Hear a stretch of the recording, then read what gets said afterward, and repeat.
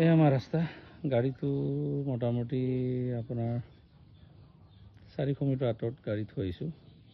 এইটো আমাৰ সন্মুখৰ পথাৰখন, এইটো আমাৰ সত্ৰলৈ যোৱা ৰাস্তা, এইটো মোৰ ঘৰ, এইটো ৰাস্তা। যোৱা সোমবাৰে আমাৰ ঘৰত পানী সোমাইছে। যোৱা সোমবাৰে ৰাতিপুৱা 7টা চাৰে 7টা বজাত পানী সোমাইছে। আজি হৈ গ'ল শুক্ৰবাৰ, এতিয়ালৈকে পানী হৈ আছে।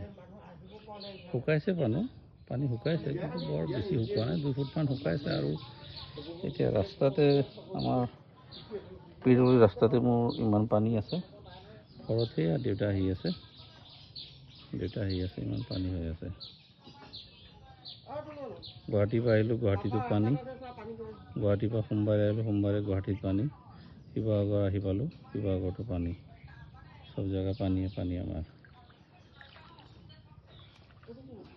এয়া মানুহবোৰ ৰিলিফৰ বস্তু অলপ লৈ আহিছে। ৰিলিফৰ বস্তু লৈ আহিবৰ কাৰণে জেগা নাই, ঠাই নাই। বহুত বেয়া অৱস্থা, মানুহবিলাকৰ বহুত বেয়া অৱস্থা।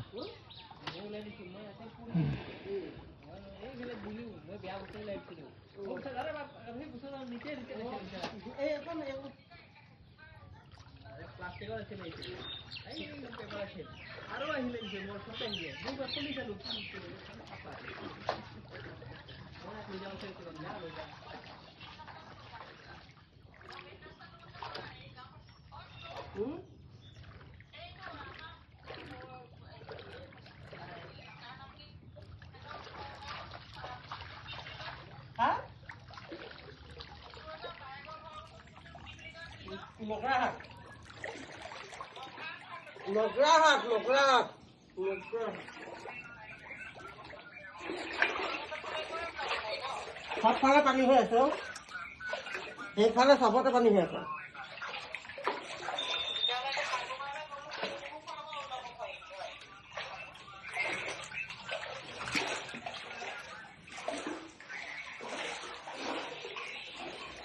এই বিছনাখন ইয়াত আছে, সেই বিছনাখন ইয়াত আহি পাইছিল পানীৰ জোৰতে। কপাল ভাল আছিল কি আমাৰ দৰ্জাটো গোটেই বন্ধ আছিল, ঘৰত কোনো নাছিল। ঘৰত কোনো নথকা কাৰণে বস্তুবিলাক বহুত বেছি অনিষ্ট নহ'ল। কেলে ঘৰত থাকিলে দৰ্জা চৰ্জা খোলা থাকিলেহেঁতেন, পানীৰ যিটো স্পীড, যিটো কাৰেণ্ট, সেই কাৰেণ্টত বহুত বস্তু আৰু বেয়া হ'লে। বিছনা সোমাই গৈছে।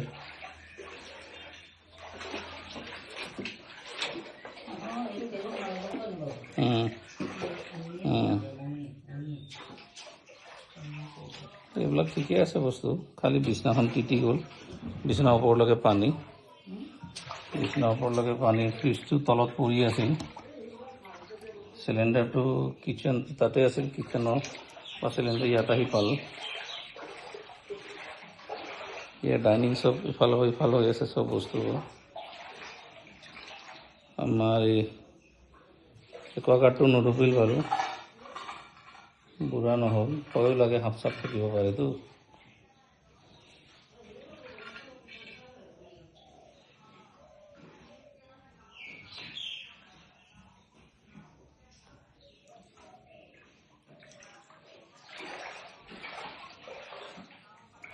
সব বস্তু একো চিজিল হৈ থকা নাই।